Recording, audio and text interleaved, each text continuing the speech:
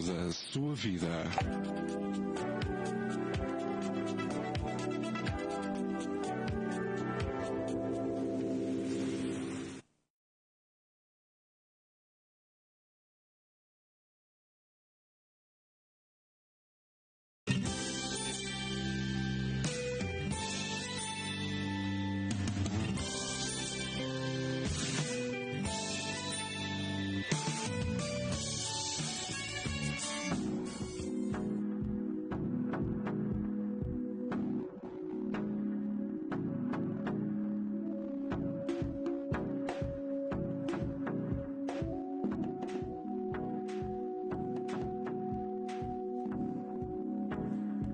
Bem-vindos à Agenda Visual, o ponto de encontro para quem vive e sente a fotografia, aqui na Rádio Movimento.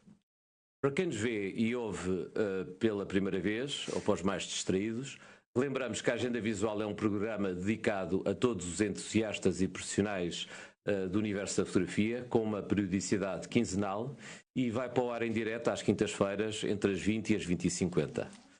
Trazendo aos ouvintes uma seleção de exposições de fotografia em Lisboa e em todo o território nacional. Neste programa não explicamos fotografias nem exposições, porque cada imagem é uma experiência única. Ao olhar, projetamos nela e ninguém deve perder essa descoberta. Estou aqui convosco quinzenalmente e conto com a colaboração de 4 fotógrafas muito ativas, a Ana Baião, a Céu Guarda, a Clara Azevedo e a Ana Brígida, que está hoje aqui comigo aos comandos, e que nos trazem sempre um convidado que depois partilha connosco as suas experiências e os seus projetos.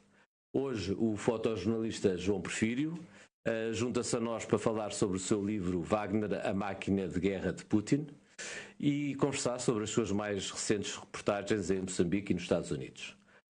Destacamos ainda para si uma seleção de exposições que estão em exibição e que não deve perder.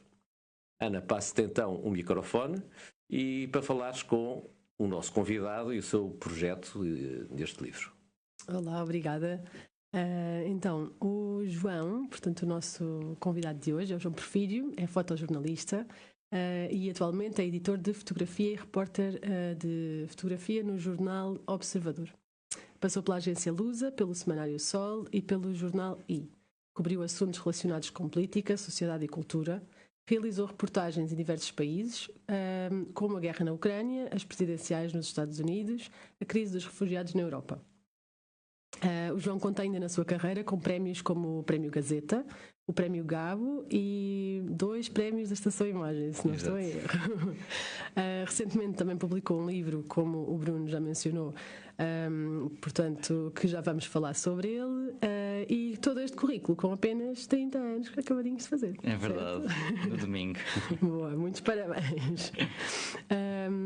Então, será que podemos começar a falar sobre o livro que acabámos de falar, portanto, da Ucrânia? Sim, muito obrigado antes de mais pelo convite. Este é um livro que eu fiz com o meu colega Rui Pedro Antunes e nós partimos para a Ucrânia com um foco que era fazer uma investigação grande sobre o grupo Wagner, um grupo de mercenários tão falado agora desde a invasão da Rússia à Ucrânia, mas que é um grupo de mercenários, um exército privado de Putin, pago pelo regime de Putin, com ações muito ativas e com crimes de guerra provados em várias zonas do globo, como o norte da África, o Médio Oriente, nomeadamente na Síria, no norte de Moçambique, em Cabo Delgado, na Beira, portanto em Pemba. Há aí uma grande ação do grupo Wagner, e também na própria Síria. Sabemos bem que o regime russo apoiava o regime de Bashar al-Assad, e portanto parte do livro também é isso. A última parte é explicar como é que esse grupo Wagner teve influência no resto do mundo, não só na Ucrânia.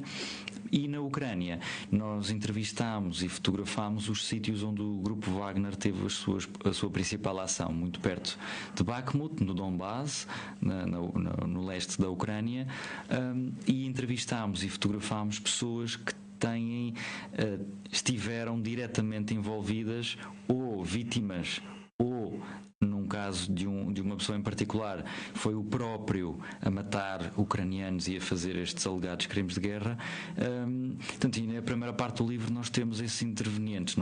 Nós entrevistámos sobre grande pressão e sobre grande secretismo um dos membros deste grupo de mercenários, do grupo Wagner, entretanto capturado pelas tropas ucranianas. Portanto, e neste momento este homem está sob a alçada dos serviços secretos ucranianos e nós entrevistámos quem foi torturado por este grupo, ou seja, militares ucranianos que foram capturados pelo grupo Wagner e que foram torturados por eles. Uma das pessoas que está no livro e está retratada no livro é um soldado ucraniano que foi capturado depois de levar com vários tiros na perna e durante o tempo em que esteve capturado, fizeram-lhe uma tatuagem no peito, no lado do coração, a dizer "Eu amo o grupo Wagner", e esse soldado ucraniano era quase o bobo da corte ali da prisão onde estavam os soldados ucranianos, porque os militares do grupo Wagner iam, tiravam selfies com ele, ou seja, ele foi muito usado como forma de propaganda. Como veem, um soldado ucraniano até tatuou no lado do peito, no lado do coração, que nos amava. Portanto, e sabemos, e depois viemos a descobrir, claro, que foi completamente obrigado, não foi de sua vontade que tatuou. Felizmente, numa troca de prisioneiros, ele foi um dos que foi trocado e hoje está em recuperação nas pernas, tem as pernas todas furadas de balas, mas hoje felizmente recuperado, vivo sobretudo. E a tatuagem, a primeira coisa que fez quando chegou a Kiev foi cobrir com a Nossa Senhora de Fátima. Portanto, também aí curioso. E pronto, este livro é um bocadinho isso, é um bocadinho mostrar todas as vertentes que o grupo Wagner teve.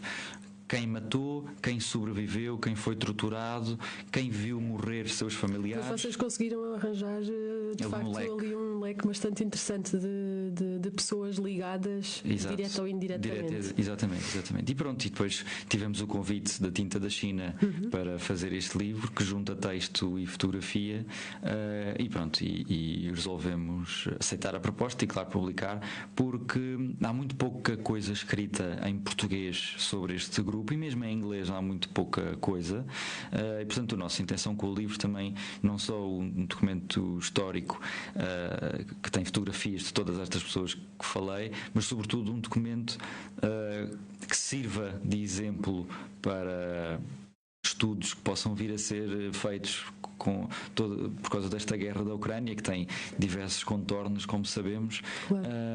E pôr cá para fora em livro, em formato físico.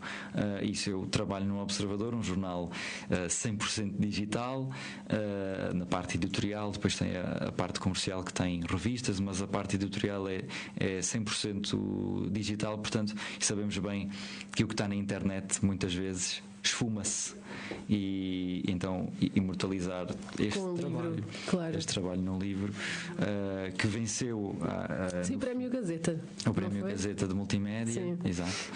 E portanto ele online está com uma vertente multimédia gigantesca, portanto nós fazemos um scroll durante o artigo todo e ouvimos o som das bombas, ouvimos o som de todas estas vozes destas pessoas. Por acaso está incrível, eu vi e é incrível. É uma imersão muito grande dentro do...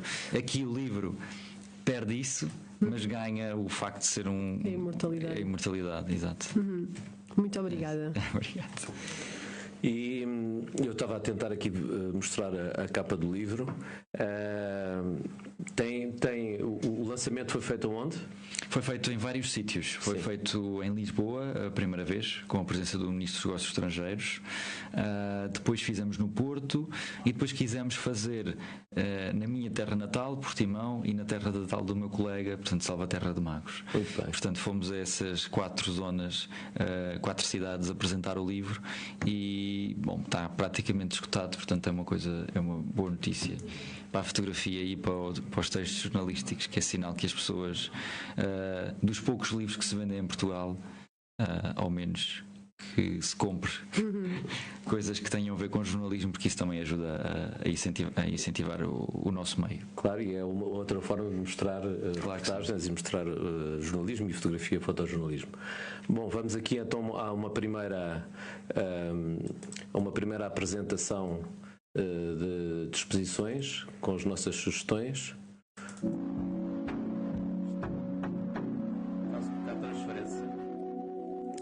Iniciamos as nossas sugestões pela exposição 5 relíquias, 5 fotógrafos, patente na Galeria de Exposições Temporárias do Museu de São Roque até 13 de abril. Uma mostra que desafia o olhar e a percepção sobre aquilo que entendemos como relíquia, transportando-nos para uma experiência visual única. Sob a coordenação do curador Paulo Catrica, 5 fotógrafos, o Pedro Ferreira, Lucília Monteiro, Beatriz Vilhena e Sebastiano Raimundo, e ainda o João Paulo Serafim, foram desafiados a olhar para as relíquias para além dos seus relicários, como objetos vivos, cheios de história e simbolismo. As relíquias, como vocês sabem, são pequenos fragmentos de ossos ou de o espinho de Cristo, etc. E depois estão dentro de relicários em joias ou em estatuetas, etc. Isto é, assim, algo muito espiritual. O convite feito aos artistas afastou-se da documentação tradicional de peças museológicas, pois aqui não se pretende catalogar ou inventariar, mas sim interpretar e recriar. As escolhas foram pessoais, cada fotógrafo selecionou uma relíquia a partir de um grupo proposto pelo museu e, com liberdade criativa, decidiu como expô-lo ao olhar do público. O resultado traduz-se num conjunto de ensaios fotográficos que traduzem diferentes abordagens e sensibilidades, provando que cada olhar constrói uma nova narrativa. A diversidade dos percursos dos fotógrafos trouxe uma riqueza adicional à exposição. João Paulo Serafim e Sebastiano Raimundo aprofundaram a relação entre o objeto e a sua representação. Lucília Monteiro explorou a carga simbólica das relíquias e a sua relação com o culto popular. Pedro Ferreira trouxe a precisão do detalhe e a sofisticação da luz ao tema. Já Beatriz Vilhena focou-se na dimensão espacial e na interação entre a forma e a imagem. A formação da Beatriz é na arquitetura, por isso, se calhar, também esta forma de abordagem.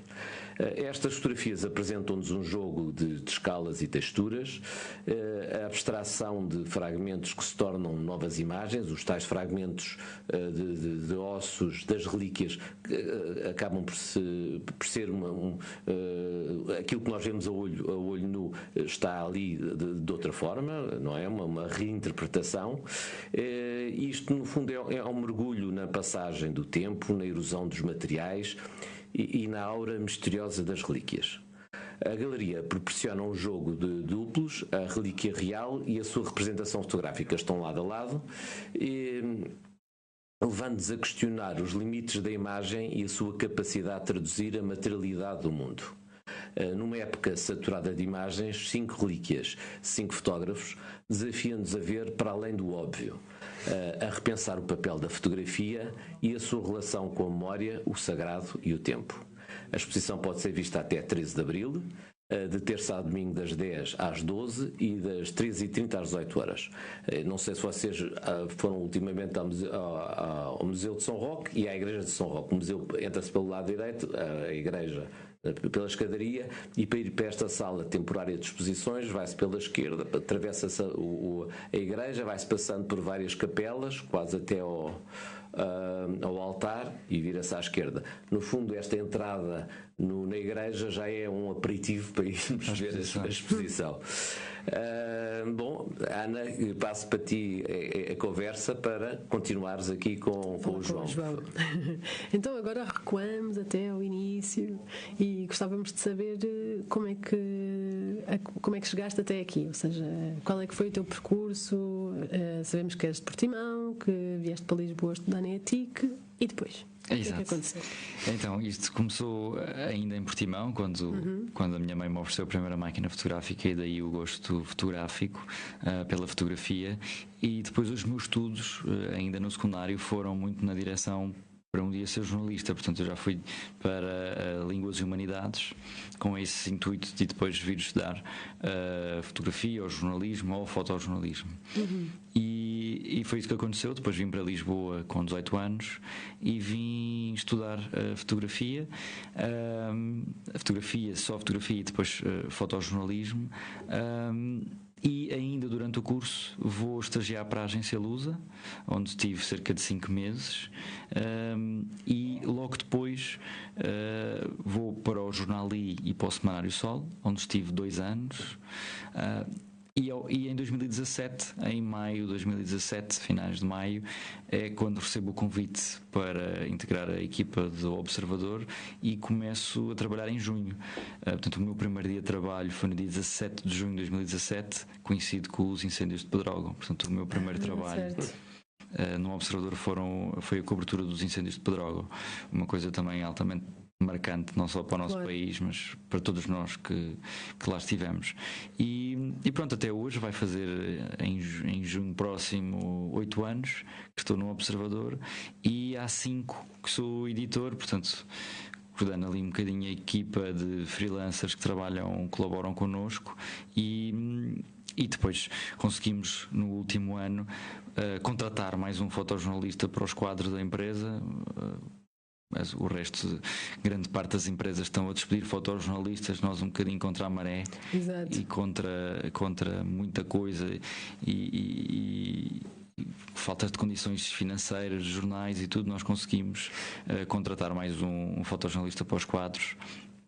E portanto agora temos uma equipa fixa de 2 pessoas, eu incluído, e fotojornalistas espalhados um bocadinho por todo o país, das ilhas, ou Porto, Centro, Algarve, e pronto, é assim, mais ou menos é assim o meu trabalho. E depois tenho a sorte de trabalhar num jornal que ainda investe muito e Era acredita. Isso que eu ia perguntar, como é que vocês ainda conseguem, talvez também por ser um jornal online, que se calhar não tenha gastos que se calhar o jornal impresso hoje em dia tem. Eu não sei se isso pode ser uma das causas que também ajuda talvez monetariamente a que vocês possam investir em fazer essas reportagens para fora, ou isto não tem nada a ver e tem sido um esforço hercúleo de umas quantas pessoas no jornal que têm tido essa vontade de fazer estas reportagens, porque sem dúvida que o Observador tem vindo a fazer umas reportagens muito profundas que hoje em dia quase que não se encontra em lado nenhum. Exato. Eu não sei se tem relação direta uma coisa com a outra. Sei sim que o Observador, quando foi criado, foi com o intuito de nunca vir para o papel. Portanto, foi criado com exatamente o intuito de ser 100% online, e aí mudou muito o paradigma. Eu lembro-me, o Observador vai fazer 11 anos este ano, 2025, e lembro-me quando nasceu o Observador, eu estava no I e no Sol, e depois veio-se a confirmar quando fui para lá trabalhar que eles não queriam de facto passar para o papel. Portanto, encaravam isso como um retrocesso, e o avançar das tecnologias e do modo como nós todos vemos notícias e consumimos notícias era através dos nossos telemóveis, computadores, tablets, relógios até. Nós agora temos aplicações nos relógios onde nos dizem as notícias, e essa foi a intenção do Observador quando foi criada, de mudar o paradigma de como se consome notícias em Portugal. Felizmente todas as estações de televisão, todos os jornais, todas as rádios foram um bocadinho atrás. Portanto, hoje temos um grande leque de opções de sites, aplicações de todos estes meios de comunicação social em Portugal, onde podemos ler as nossas notícias em tempo real. Portanto, eu acho que não tem uma relação direta. Claro que sabemos todos que imprimir um jornal é absolutamente caríssimo, e não só imprimi-lo, como distribuí-lo, não é? Distribuir pelo país inteiro um exemplar de um jornal, sabemos que isso é caríssimo.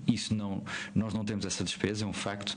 Não sei se não termos essa despesa nos permite fazer as viagens. Sei sim que e isso é um mérito de quem dirige o jornal, e não estou a passar a mão pelo pelo de ninguém, porque de facto está aos olhos de todos, e tu própria disseste isso, que de facto existe uma política dentro da empresa que é: nós temos de ir, e se aquilo está a acontecer, a melhor maneira de contar é ir. Claro que nós não podemos estar em todo o lado sempre que queremos. Os meus diretores e os meus colegas estão sempre a brincar comigo quando eu passo muito tempo em Portugal. Então, não pedes há muito tempo para ir para fora, não é verdade? Eu todos os meses, se não mesmo todas as semanas, invento coisas para ir para fora. Mas claro que não há capacidade financeira para estar em todo o lado, não é? Sim, sim. Mas a direção e quem dirige o jornal tem essa convicção. Não sou só eu que vou a esses sítios, portanto, toda a redação, sempre que vai para esses locais, vai com esse sentimento de facto, a melhor maneira de contar aquela história é estarmos lá. Claro. Exemplos disso foi as eleições dos Estados Unidos, que nós vamos desde sempre, desde que o Observador é criado. Já foram as terceiras. As eleições brasileiras vamos sempre, francesas, italianas, espanholas. Fomos ao catástrofe natural que aconteceu em Valência. Estivemos agora em Moçambique, estivemos em Washington na tomada de posse de Donald Trump. Tivemos meses e meses infindáveis na guerra da Ucrânia.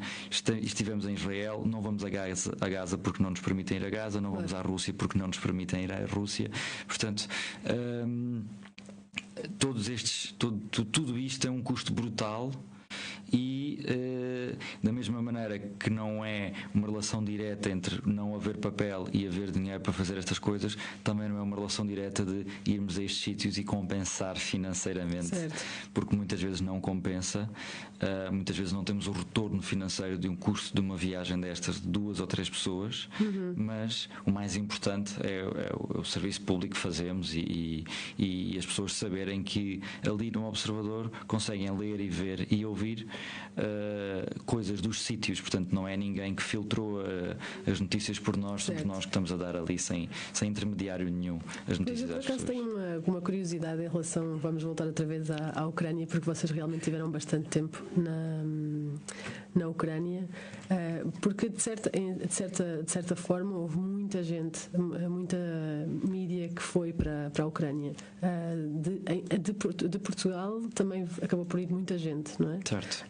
O que é que tu sentiste em relação a isso? Bom, a nível de fotografia, vamos falar, portanto, se tornou as coisas mais complicadas, mais fáceis, se podes falar um bocadinho de como é que é estar num cenário destes e sentir que de repente também tens muitos colegas teus sim, aqui de Lisboa, não é? É verdade. Sim, nós estivemos lá, eu estive lá quase ininterruptamente, quase 5 meses na guerra da Ucrânia, portanto é muito tempo. Eu levei mala para 8 dias e fiquei quase 5 meses. Portanto, é um bocadinho, a nossa vida de fotojornalista muda do dia para a noite. Eu já iria para a Ucrânia sem haver guerra, portanto eu já tinha tudo planeado para ir no dia 24, sem sim? saber naturalmente que a guerra começaria. Estamos a ver aqui o início, foi a fotografia que tu escolheste. E podias agora também aproveitar e falar um bocadinho deste teu início na Ucrânia, porque isto foi nos primeiros dias, não é? Isto foram os primeiros dias, portanto isto é na estação de Lviv e isto mostra o desespero que as pessoas viviam num vão de escadas, porque isto é um vão de escadas. Eu estou na parte de cima da plataforma, eu estou mesmo na plataforma do comboio, e as pessoas tinham que subir estas escadas para conseguir chegar à plataforma, e estas pessoas estavam ali há 12 horas à espera de ter um comboio para seguir para a Polónia. E pronto, os primeiros dias foram em Lviv, porque nós entramos por terra, porque o espaço aéreo, nós tínhamos um voo direto para Kiev, e o espaço aéreo, assim que a guerra começou, assim que houve os primeiros bombardeamentos, às 6 da manhã, 4 da manhã em Portugal, o meu voo era às 6 da manhã, portanto 2 horas depois dos primeiros bombardeamentos, o espaço aéreo fechou imediatamente e os voos foram todos cancelados. E à meia da manhã, portanto às 4 da manhã, ligo a uma pessoa da direção do meu jornal e digo: a guerra começou, o que é que nós vamos fazer? Não sei, o que é que tu achas? Eu assim, agora é que temos mesmo que ir. Não há volta a dar, temos mesmo que ir. E depois todo daquele stress, ligar às pessoas, acordar as pessoas, porque de facto uma guerra tinha acabado de começar na Europa. Portanto, as pessoas da minha direção preocuparam-se em acordar os outros jornalistas para, por favor, venham para a ação, porque isto é inédito, precisamos de mãos para trabalhar, e deram-me um bocadinho batata quente para a mão para decidir o que é que eu e a minha colega íamos fazer. E eu decidi que íamos. obviamente em concordância com... Mas vocês inicialmente então iam fazer outro trabalho? Nós íamos para a Ucrânia fazer o trabalho do género, então tem medo que a guerra comece, acha que vai mesmo começar, acha que... Certo. Nós tínhamos hotéis marcados em Mariupol, nós tínhamos hotéis marcados em grande parte do Donbass, portanto hoje zonas controladas pelos russos, portanto nós tínhamos entrevistas marcadas com pessoas que nunca mais falámos com elas. Perdemos o contacto por completo de pessoas que tínhamos contacto em Mariupol, que até hoje as mensagens não são entregues. Portanto, não sabemos sequer se essas pessoas estão vivas. Eu vou agora fazer mais uma transição e fazer mais uma apresentação de exposições. Isto parece-me. A nossa proposta migra agora para Sul, para o Algarve, perto da tua terra natal, mais propriamente no Centro Cultural de Lagos, onde pode visitar até 12 de Abril uma exposição fotográfica que nos confronta com um cenário preocupante, a seca extrema na barragem da Bravura. Durante o outono de 2023, a barragem atingiu um dos níveis mais baixos dos últimos anos, revelando paisagens impressionantes, mas assustadoras. Este projeto, da autoria do João Mariano, começou a ser desenvolvido em 2021, prolongando-se até ao final de 2024. Ao longo deste período, o recuo das águas permitiu descobrir terrenos antes que submersos e vestígios de um passado oculto como antigas construções agrícolas. As imagens captadas são um testemunho visual desta transformação dramática. Mais do que um registro estético, esta exposição é um alerta sobre alterações climáticas e o uso insustentável dos recursos naturais. Através de uma abordagem pessoal e emotiva, João Mariano cria uma narrativa que nos faz refletir sobre a crise ambiental que enfrentamos. O desejo do autor é claro, que estas imagens deixem de ser possíveis no futuro e que a seca seja exceção e não regra. Até lá, esta exposição convida-nos a olhar de frente para um problema que nos afeta a todos e pode visitar de terças a sábados das 10 às 18 em Lagos. E de Lagos damos um salto ao norte e vamos sugerir a exposição Jamaica, de José Sarmento Matos, patente na Laika Gallery no Porto, até 4 de março. Mais do que um retrato fotográfico do bairro da Jamaica, esta mostra convida à reflexão sobre identidade, inclusão e a resiliência das comunidades marginalizadas. O projeto começou em 2020 com uma bolsa da National Geographic, que deu origem ao filme Jamaica, que foi estreia do fotógrafo como realizador. Filmado durante o confinamento, o documentário retrata a realidade deste bairro nos arredores de Lisboa, onde a segregação e a falta de políticas públicas agravaram as dificuldades da comunidade. O filme foi lançado em 2021, estreou no DOC Lisboa e esteve em exibição no MAT. Pela primeira vez, o trabalho fotográfico e o filme são apresentados em simultâneo, numa exposição com curadoria de Magda Pinto da Laika e do próprio autor.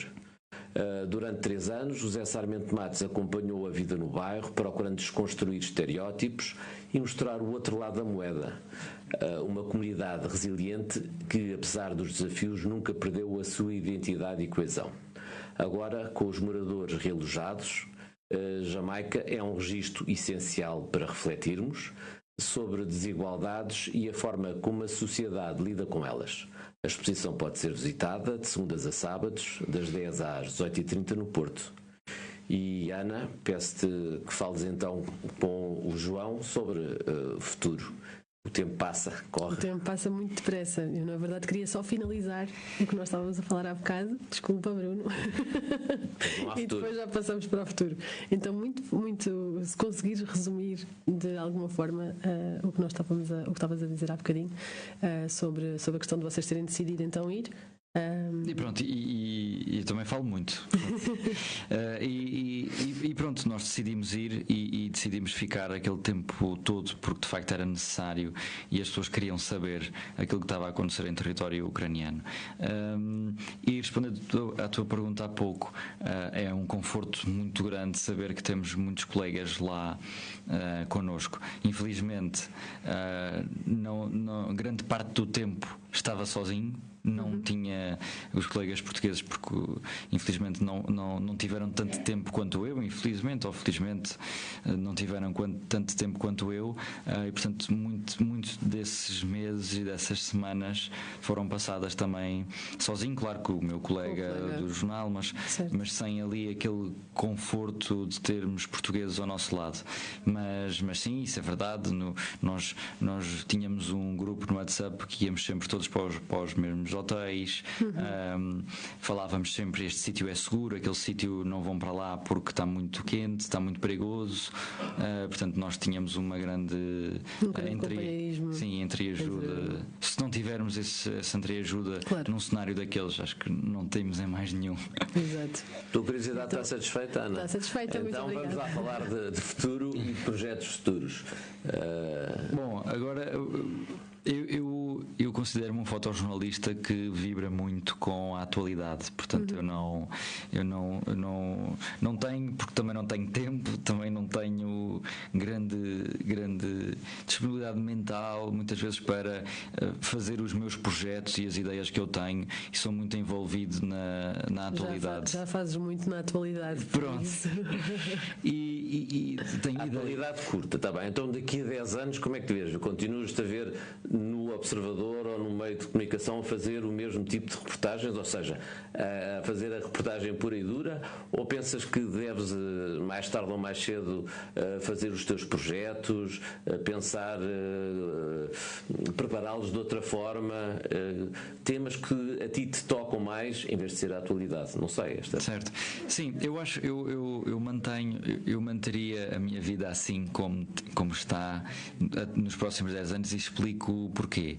Porque eu, claro que queria evoluir para um ponto em que só faço aquilo que de facto me motiva e só gostaria de fazer só aquilo que idealizo. Imaginem, agora eu gostava de fazer um trabalho sobre a reabertura de portas de Gaza, por exemplo, e planear muito bem esta reportagem de fundo. Portanto, o que eu idealizo daqui a 10 anos é, eu não fugindo da atualidade, tendo sempre a atualidade como gancho, mas ter mais tempo para planear certos trabalhos.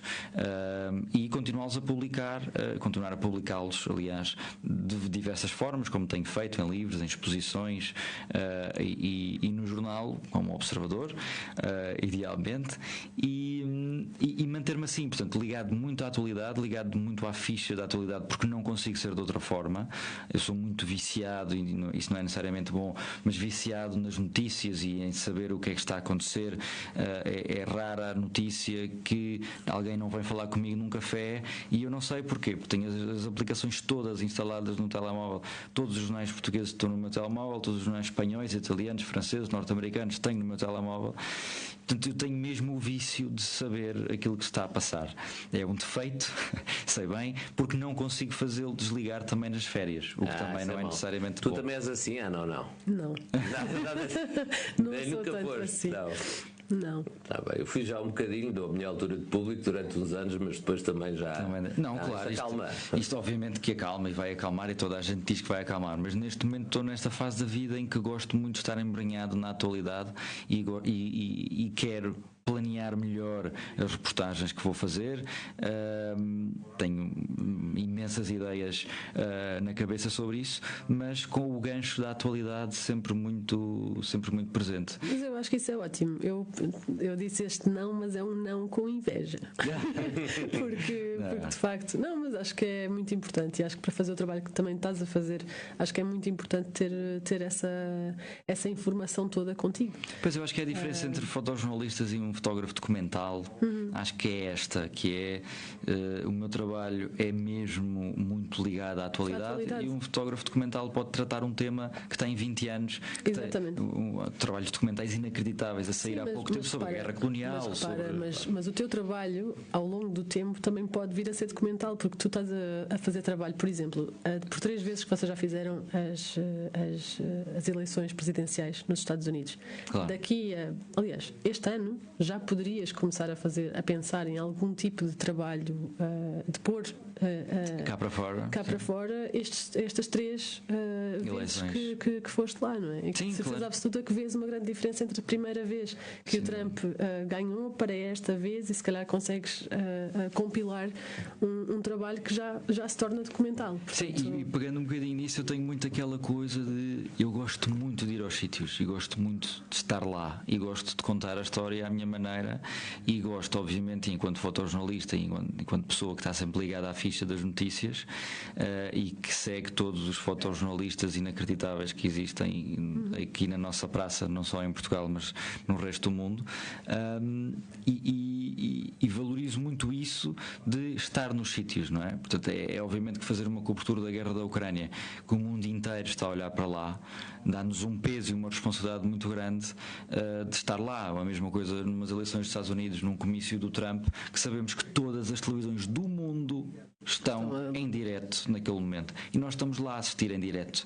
Por exemplo, agora, só para vos dar uma curiosidade, vocês viram certamente aquela alegada saudação nazi do Elon Musk num comício do Trump.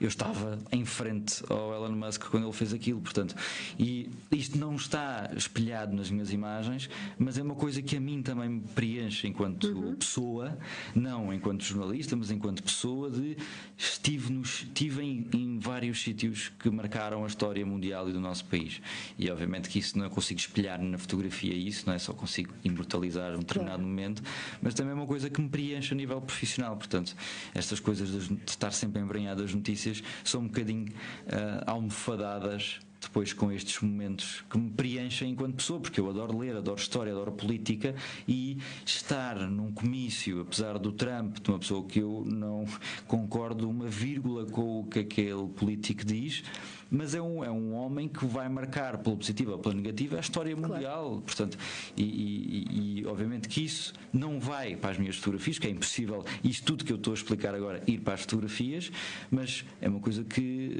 a mim me preenche e gosto muito, e a par com isso escrevo sobre isso.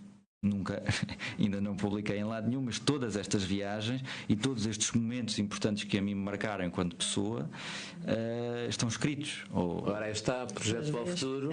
Já temos aqui o projeto para o futuro. Com isto tudo tão viciado em notícias, não consegues ver exposições, já percebi. Por isso, ao menos, ouves as nossas sugestões de exposições. Mas vejo muitas. Um dos meus vícios é ir a museus. Propomos agora que conheça o olhar singular de Augusto Brásio sobre o território português e os seus habitantes na exposição Viagens na Minha Terra, patente na Galeria Narrativa, em Lisboa, até 22 de fevereiro. Esta mostra reúne imagens captadas pelo fotógrafo ao longo da última década, sobretudo no interior do país, onde encontrou um Portugal despovoado, mas repleto de identidade e histórias por contar. A exposição apresenta uma visão autêntica do país, longe dos clichês turísticos. Brásio parte para o terreno sem um plano traçado, guiado pela curiosidade, pelos jornais locais e pelas conversas que vai tendo.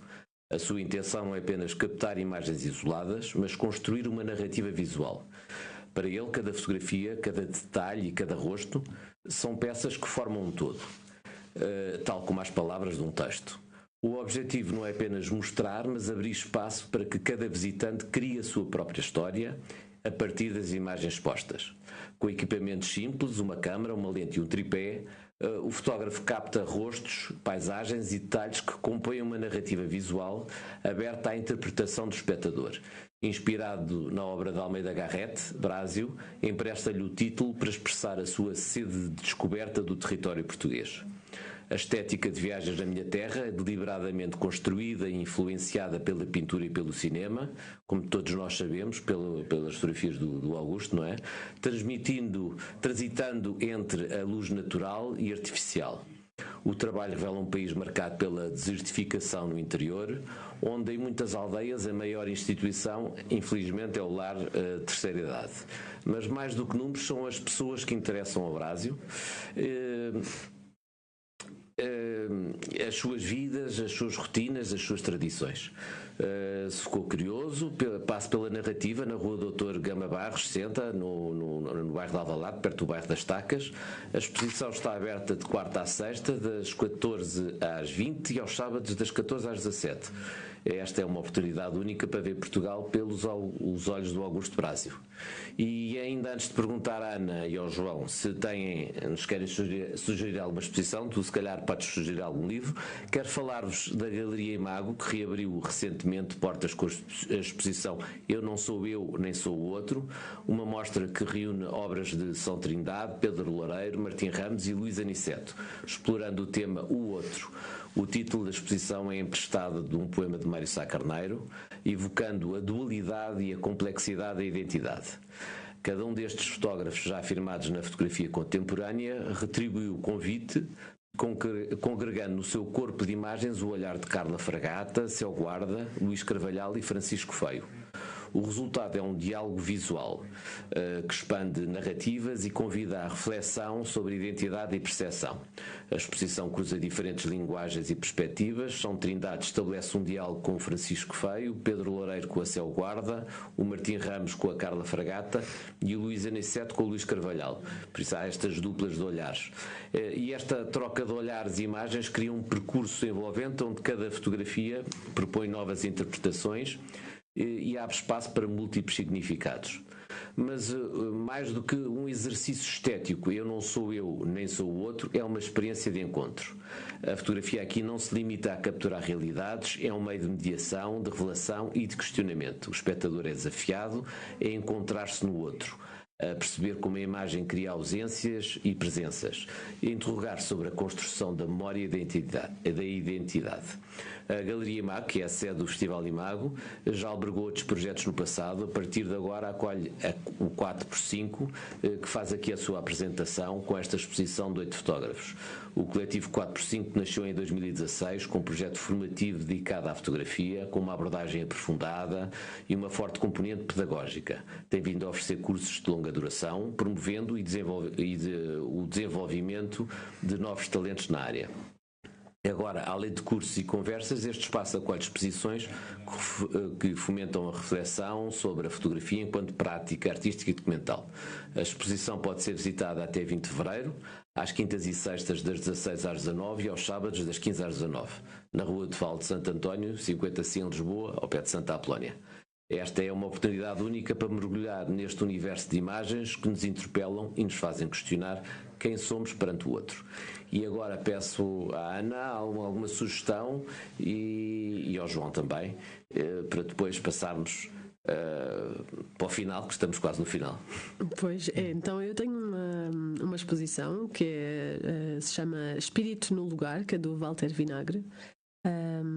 Está patente na Galeria Antecâmara, em Arroios, e é uma exposição visual, portanto, sobre a presença e a ausência, sobre a relação íntima entre o espírito e o lugar, um convite a experienciar a paisagem de forma profundamente humana, que é muito típica também do Walter, não é?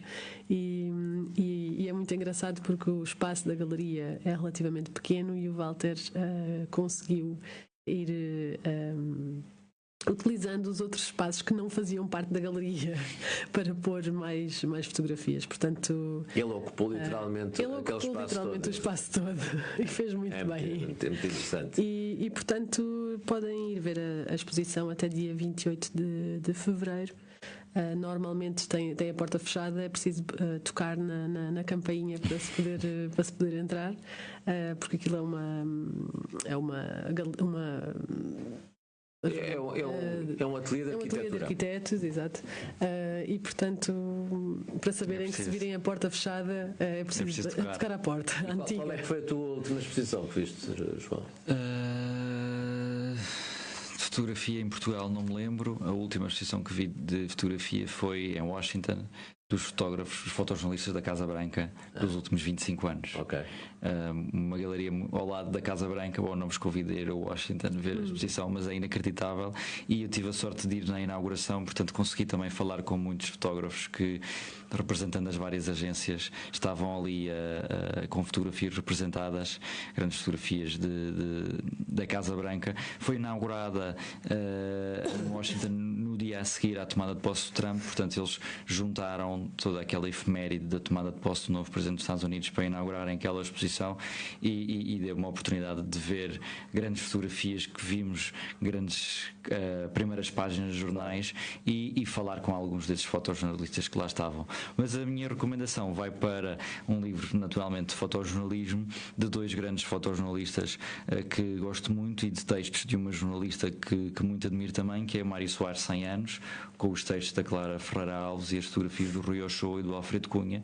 É um livro extremamente bem editado, bem impresso, e tem fotografias de todas as campanhas do Mário Soares, antes de ser presidente, depois de ser presidente, e tem o início do livro é muito curioso, porque começa com uma série de fotografias da casa de Mário Soares, já anos depois de Mário Soares ter morrido, portanto, e os dois fotojornalistas vão aos pormenores, à parte de trás do relógio que tem o M e o S, às pastas que Mário Soares usava na sua presidência, portanto vão a esses pormenores, claro, às fotografias da família, às canetas que ele usava para assinar os seus decretos presidenciais. Portanto, acho que é um livro muito, muito interessante, fotojornalisticamente falando, e os textos da Clara Ferreira Alves que nos embedem para dentro daquelas fotografias. É verdade, eu conheço o livro, é bom.